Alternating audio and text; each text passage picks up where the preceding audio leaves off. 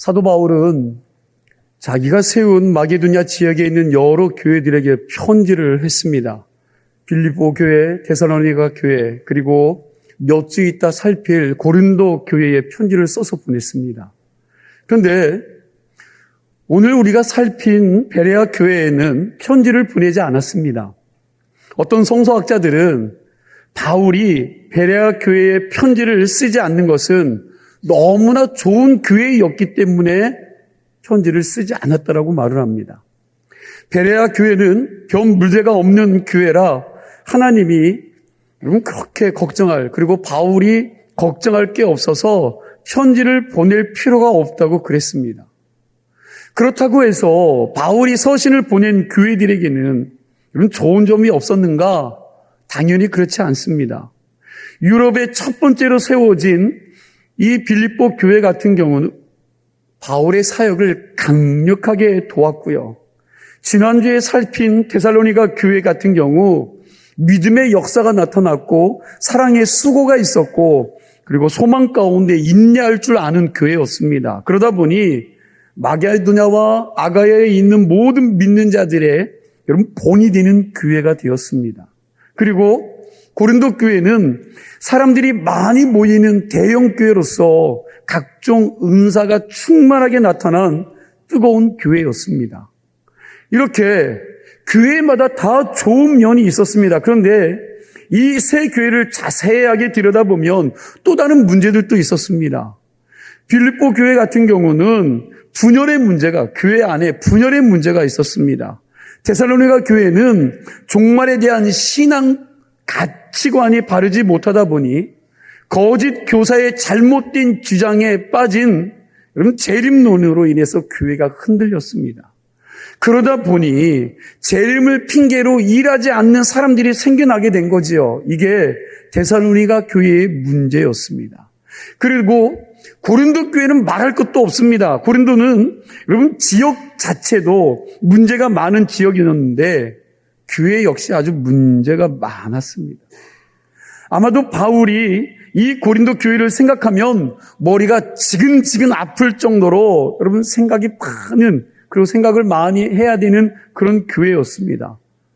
은사의 문제가 있었고 여러분 교회가 패를 나누고 파당을 만들었고 교인들끼리 서로 다투고 고소하는 일이 있었고 교회 안에서 근친상간을 행하는 일도 있었고 제사 음식을 놓고 네 신앙이 옳으니 내 신앙이 옳으니 하면서 서로가 다투었던 교회입니다. 이 고린도 교회는 그 어떤 것도 화합되지 않은 머리 아픈 그런 교회였습니다. 그래서 바울이 걱정스러운 마음을 가지고 이 세 교회에 편지를 써서 보낸 것입니다. 그러나 오늘 함께 읽었던 이 베레아 교회는요, 바울이 편지를 쓰지 않았습니다. 학자들은 여기에 대해서 베레아 교회가 마게도냐에서 세워진 다른 교회에 비해서 상대적으로 문제가 없을 뿐만 아니라 여러분 그만큼 베레아 교회 교인들은 다른 교회 교인들보다 여러분 좋은 교인이었다라는 것입니다. 오늘은 교인들의 마음밭, 심성이 좋은 베레아 교회가 어떻게 단단하게 세워질 수 있었는지를 여러분과 제가 함께 이 시간 묵상하도록 하겠습니다. 오늘 본문 10절 말씀을 함께 읽겠습니다. 밤에 형제들이 곧 바울과 실라를 베레아로 보내니 그들이 이르러 유대인의 회당에 들어가니라. 아멘. 여기 보니까 바울의 일행이 밤에 어디 갔어요? 베레아로 와서 유대인의 회당에 들어갔다고 그랬습니다. 데살로니가에서 베레아까지는 70km 이상 되는 먼 거리인데 밤에 급하게 온 것은 데살로니가에 있던 여러분 유대인들이 바울을 시기해서 시장 불량배들을 동원해서 폭동을 일으켜 여러분 그것을 피하기 위해서 급하게 나온 것입니다. 지금 여기 베레아로 온 것은 바울이 계획해서 온 것이 아닙니다.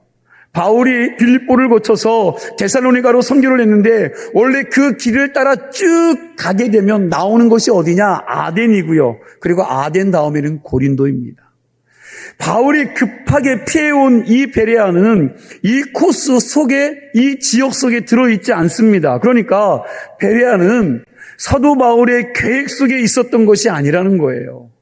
여러분, 성경을 봐도 우리가 계획하고 우리의 길을, 우리가 모든 것들을 계획한다 할지라도 여러분, 그거 하나님이 인도하지 않으시면 여러분 그 길을 갈 수 없다고 성경은 말하죠. 잠언 16장 9절 말씀인데 우리 함께 볼까요?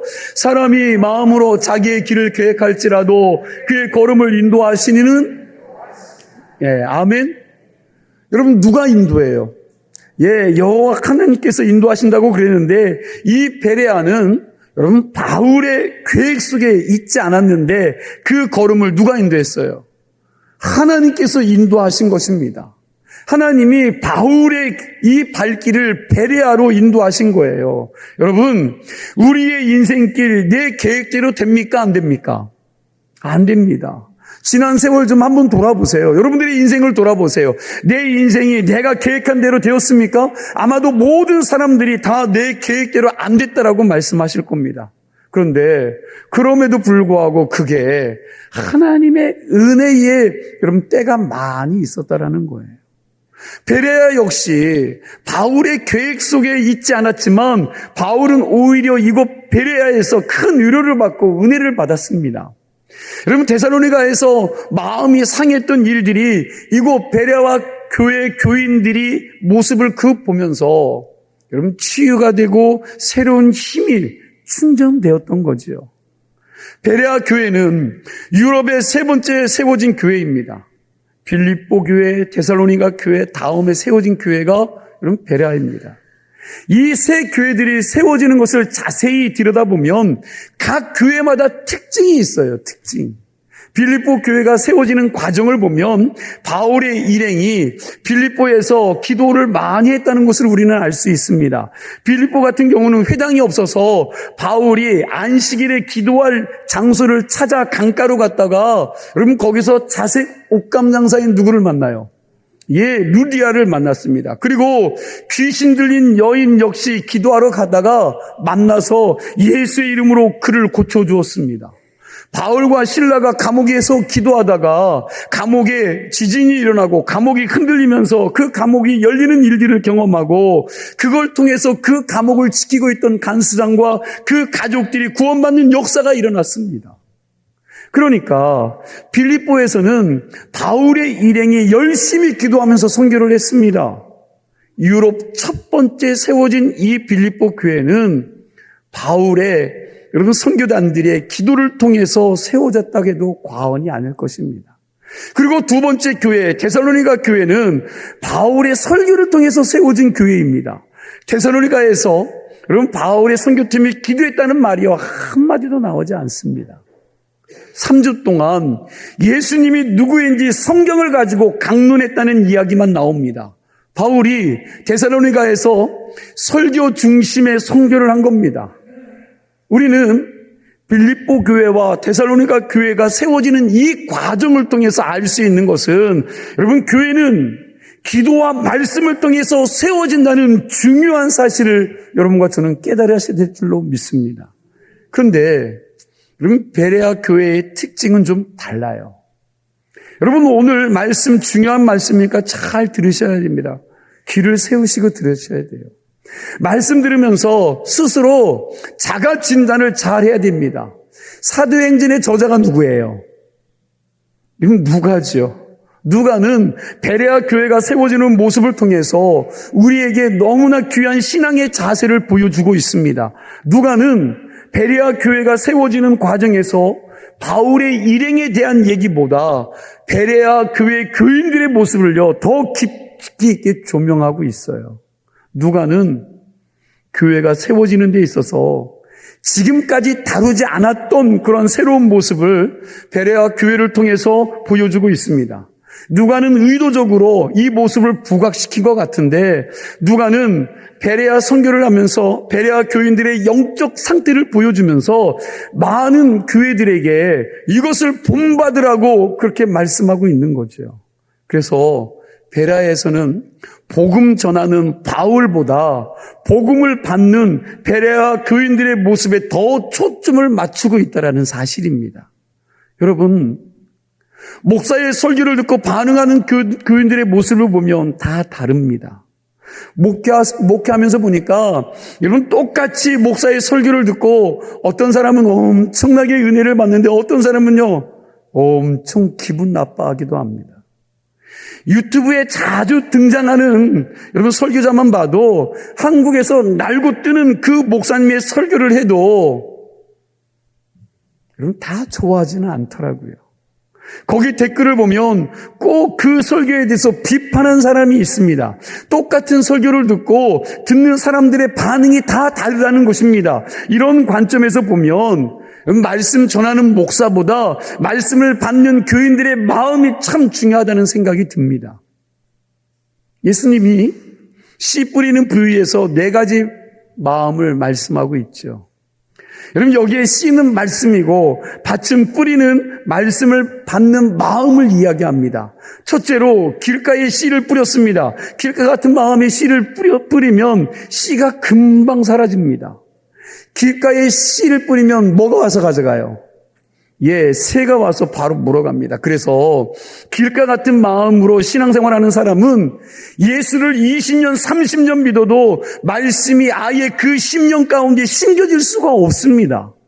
뿌린 씨를 새가 와서 바로 집어먹는데 여러분 뿌리 내릴 틈이 어디 있겠습니까? 길가에 뿌린 씨를 새가 바로 물어가니 여러분 어떻게 뿌리가 내릴 수가 있겠냐는 거예요. 이걸 마가복음 4장에서 보니까 사단이 와서 즉시 말씀을 빼앗아 갔다라고 말씀하고 있습니다. 이런 길가바 같은 사람들은요, 평생 예수를 믿어도 성경 이야기를 안 합니다. 평생 교회 땅을 밟아도 여러분 그 입술에서는 성경 이야기 한마디도 안 해요. 못합니다.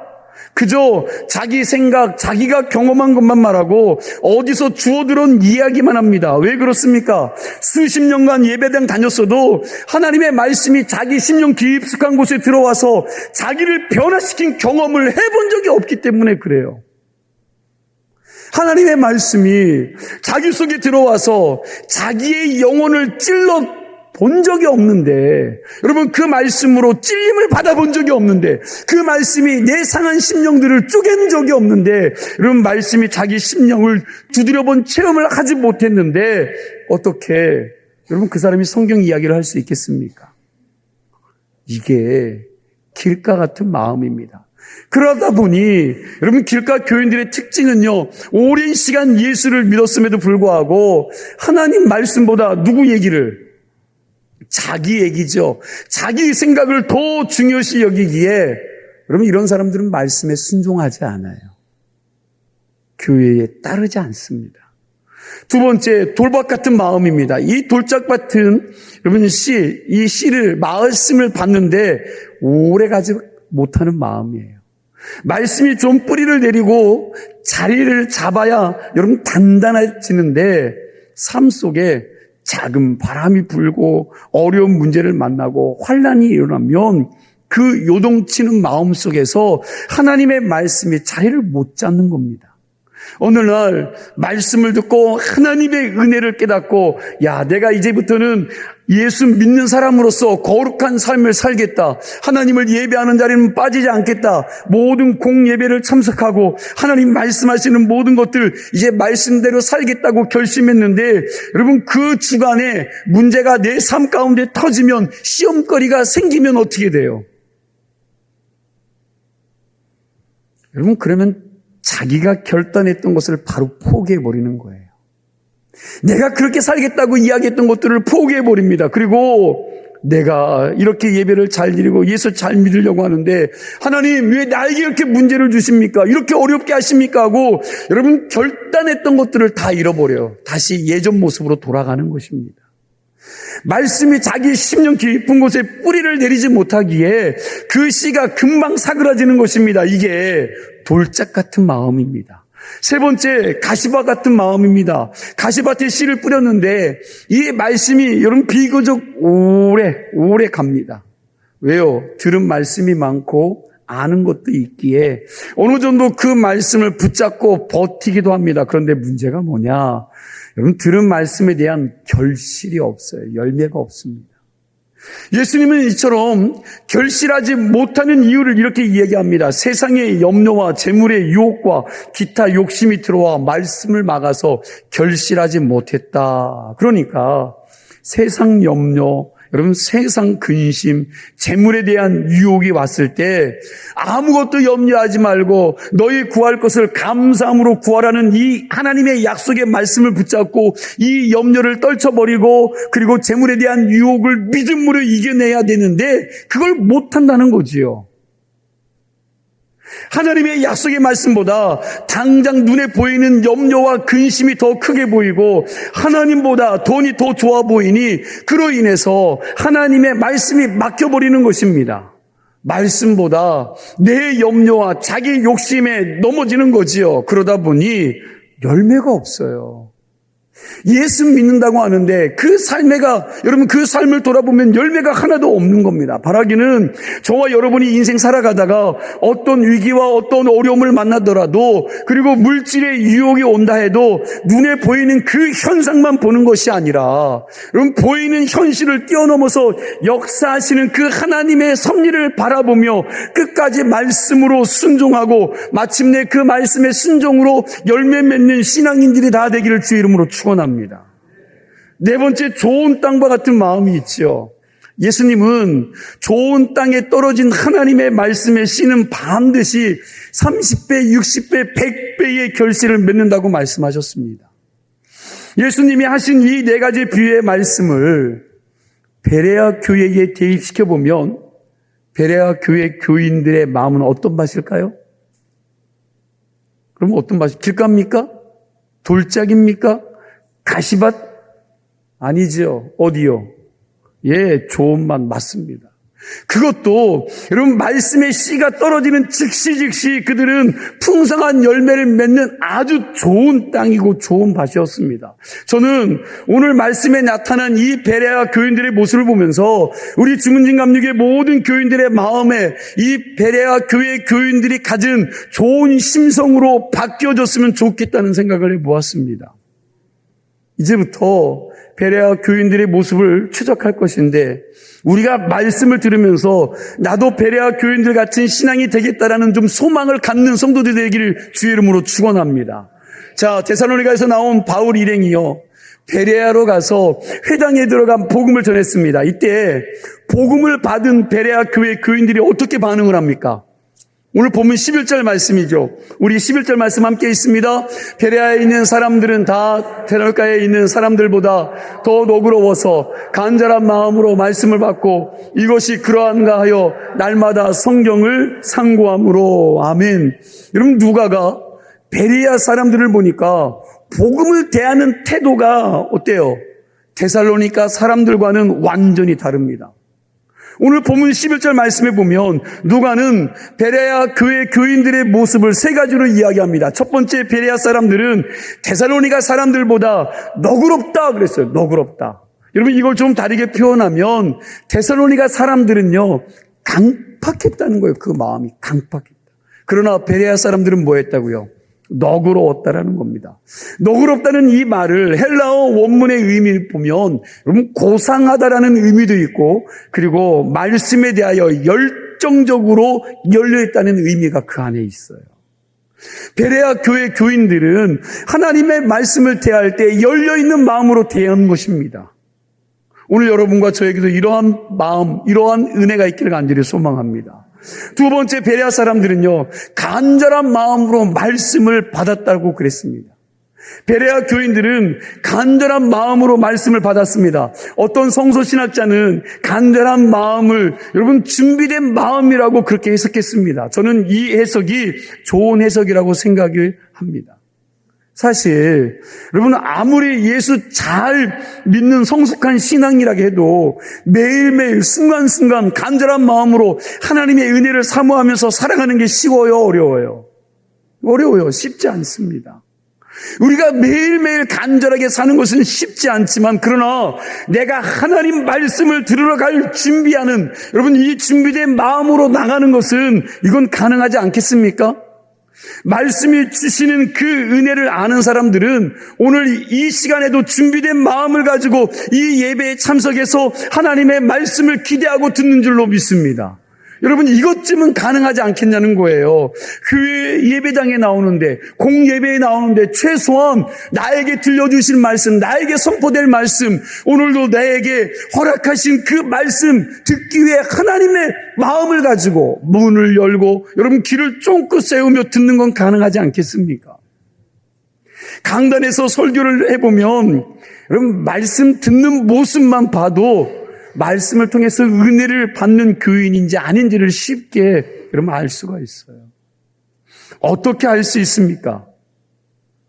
말씀의 은혜를 아는 성도는요, 그 맛을 알기에 여러분 눈동자가 달라요. 바라보는 시각이 다릅니다. 여러분 말씀을 기대하지 않는 사람들은 여러분 목사에게 조명하지 않아요. 쳐다보지 않습니다. 강대상을 주시하지 않아요. 말씀을 듣는 자세가 다릅니다. 여러분 말씀 듣는 집중력이 달라요. 그리고 말씀으로 은혜 받는 이런 교인들의 모습은 여러분 아무 생각 없이 예배에 참석한 사람들까지도 선한 영향력을 끼치면서 주변에 있는 사람들까지 은혜 받게 만듭니다. 이게 하나님의 교회와 하나님의 나라를 세워가는 데 있어서 얼마나 중요한 요소인지 모릅니다. 예수님께서 여러분 제자들에게 전도훈련을 시키기 위해서 2명씩 짝을 지어서 각 마을로 보냈습니다. 제자들을 보내면서 뭐라고 말씀하시느냐? 마태복음 10장 11절과 12절 말씀 우리 함께 읽습니다. 어떤 성이나 마을에 들어가거든 그 중에 합당한 자를 찾아내어 너희가 떠나기까지 거기서 머물라. 또 그 집에 들어가면서 평안하기를 빌라. 자, 여러분 그렇다면 어떤 집이 합당한 집이며 어떤 사람이 합당한 자입니까? 여러분 14절에 그 말씀이 나와요. 14절 말씀 함께 있습니다. 누구든지 너희를 영접하지도 아니하고 너희 말을 듣지도 아니하거든 그 집이나 성에서 나가 너희의 발에 먼지를 떨어버리라. 즉 복음을 전하는 자들을 어떻게 해요? 영접하고 그들이 전하는 복음을 받아들이는 사람들이 합당한 사람이라는 거예요. 그들이 합당한 자들입니다. 주님은 주님의 사람과 주님의 말씀을 영접하는 그 사람을 통하여 그 마을에 복음이 들어가게 하시는 줄로 믿으시기 바랍니다. 여러분 빌립보에도 그런 사람이 있었잖아요. 누구죠? 그렇지요. 자색 옷감 장사 루디아. 여러분 루디아를 통해서 교회가 세워지고 빌립보의 복음의 지경이 넓혀졌지 않습니까? 그럼요. 여러분 데살로니가에도 갔더니 그런 사람이 있었습니다. 또 누굽니까? 그렇죠. 야손이라는 사람이에요. 하나님은 어떤 어려운 환경 속에서도 항상 간절한 마음으로 말씀을 받을 준비가 된 영혼들을 통해서 하나님의 복음이 그 공동체로 들어가게 하시는 줄로 믿으시기 바랍니다. 하나님은 지금도 이렇게 간절한 마음으로 여러분 하나님의 말씀을 듣고 준비된 사람들을 찾으시고 그리고 그러한 사람들을 당신의 말씀으로 큰 은혜를 부어주시리라 믿습니다. 베레아에는 여러분 그런 사람들이 한두 명이 아니라 많았던 거예요. 모든 교인들이 대부분 여러분 그런 은혜가 있었다라는 것입니다.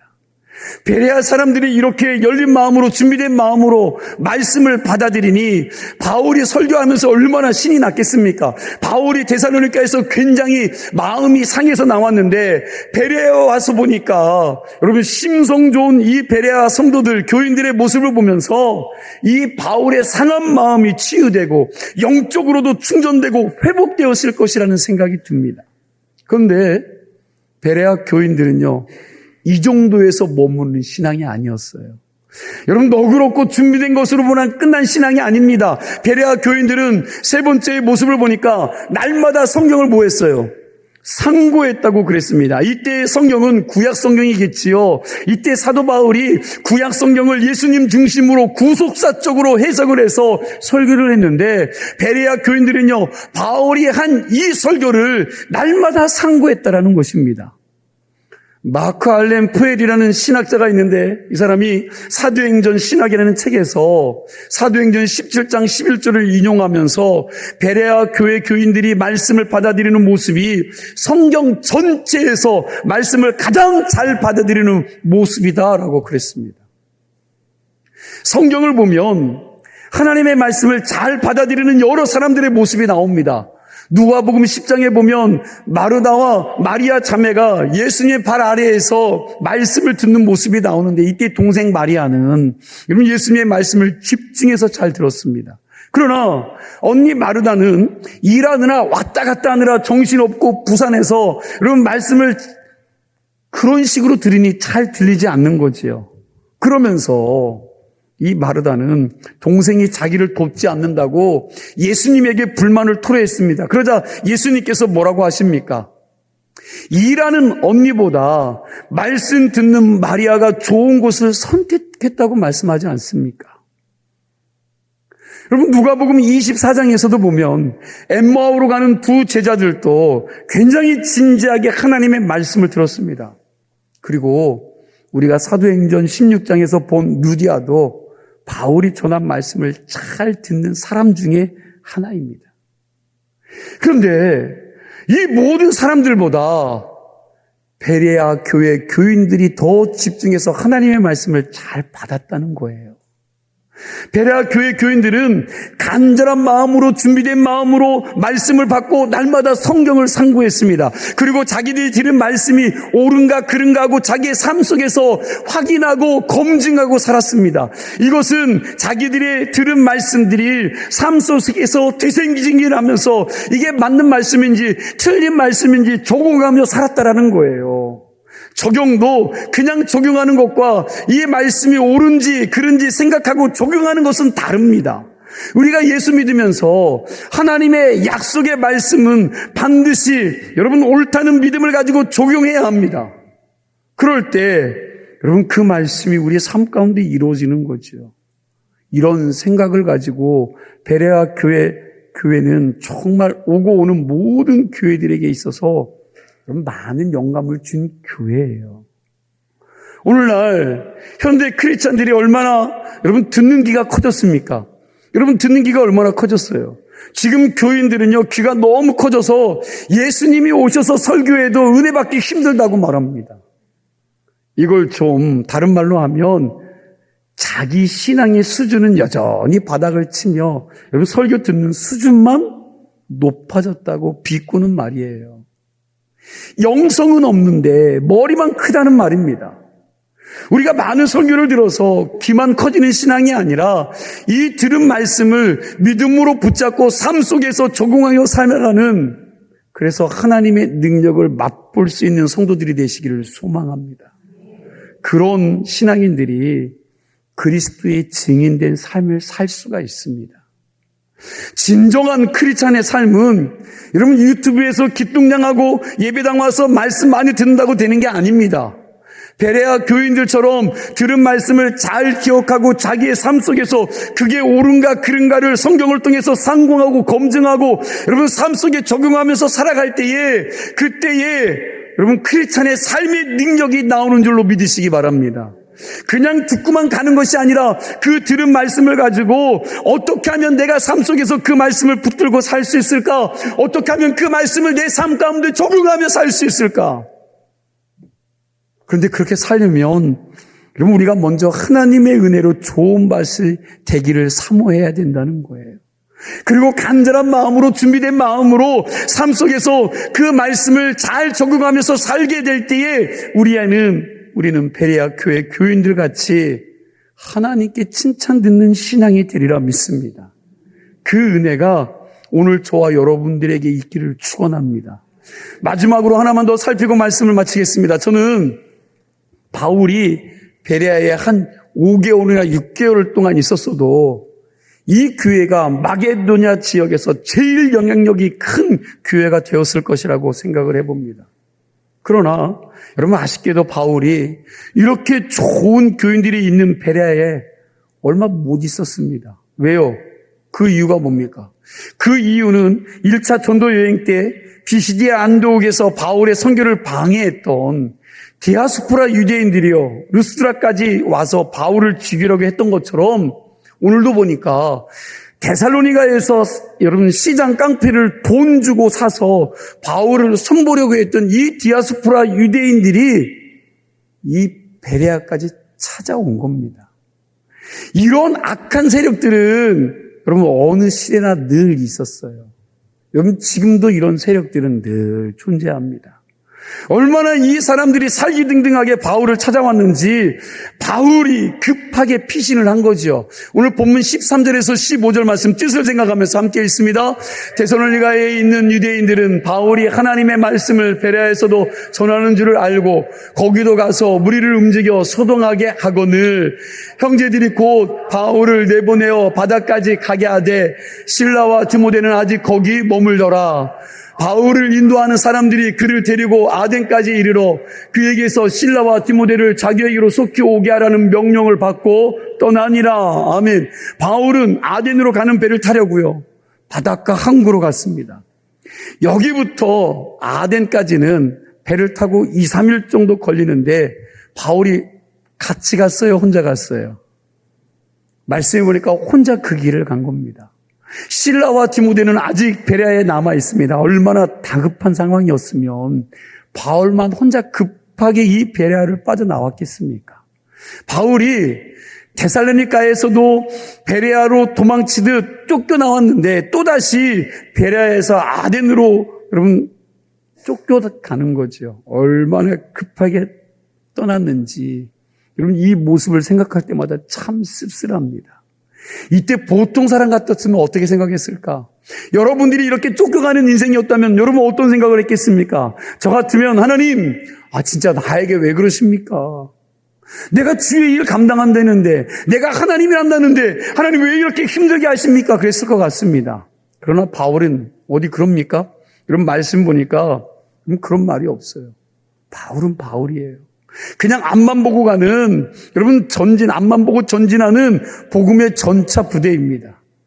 이제 다음 주에 철학의 본고장이자 각종 신들의 소굴인 그리스 아덴에 대해서, 그리고 그곳에서 활약한 바울을 우리가 또 보게 될 것인데, 바울은 언제나 그랬듯이 베레아에 있었던 일은 훌훌 털어버리고요, 아덴에서도 혼자 당당하게 선교를 합니다.